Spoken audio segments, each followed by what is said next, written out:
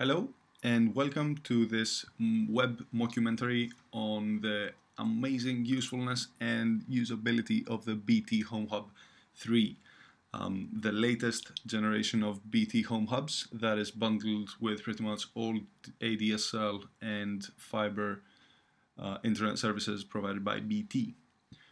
The task at hand is quite simple. We have a BitTorrent client that for the first time in 10 years is unable to open a port with a uPnP.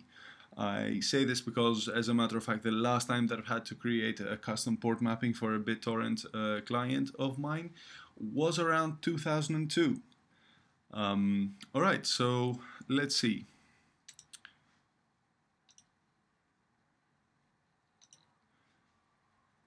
One of the things that I really dislike about the BT Home Hub is how complicated the interface is.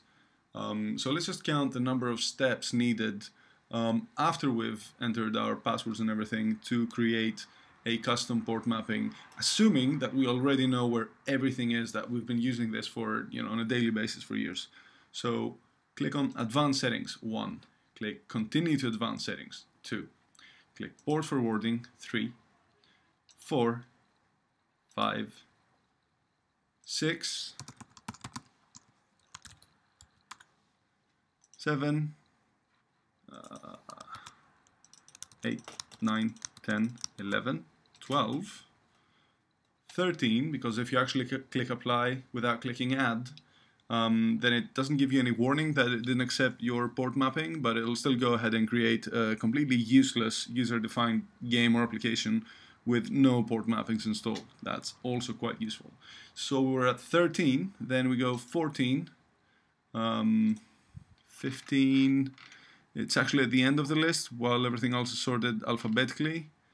That's 16, I believe. BT is my machine, which we can confirm like so. Yes, indeed. So 18, 19. I might have lost count as well, but it takes almost 20 steps for a port mapping, for a custom port mapping to be created and assigned to a device. And the cherry on top of that is that it doesn't even fucking work. I have also tried rebooting the system. I'm not gonna bore you with having to wait through the whole thing because it takes about, I don't know, 4 minutes and you probably have things to get back to.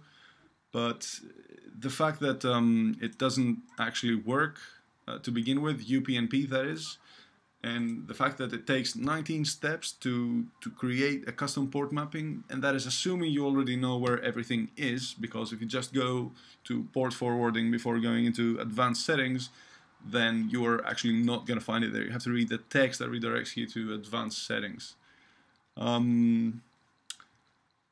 So feel free to tune out right now, but just for the sake of completeness, I'm going to wait for this thing to finish loading, rebooting.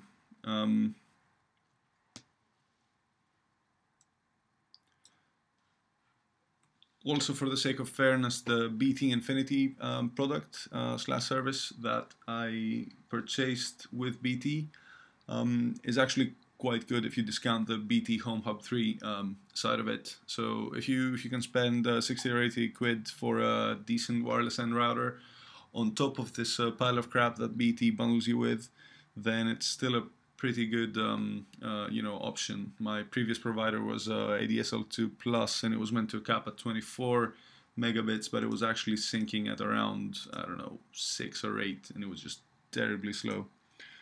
Another wonderful feature of the BTHomeHub3 is that the web interface becomes responsive about 5 years after the router is actually up and functional. That was remarkably quick, as a matter of fact. So even after we have restarted, let's see if this changes anything. No, too bad. Maybe uPnP will now have woken up and is assuming its responsibilities, taking them a bit more seriously. No, that is terrific. Yeah, the port mapping is still here. It's also the right port number, but it still just doesn't even work.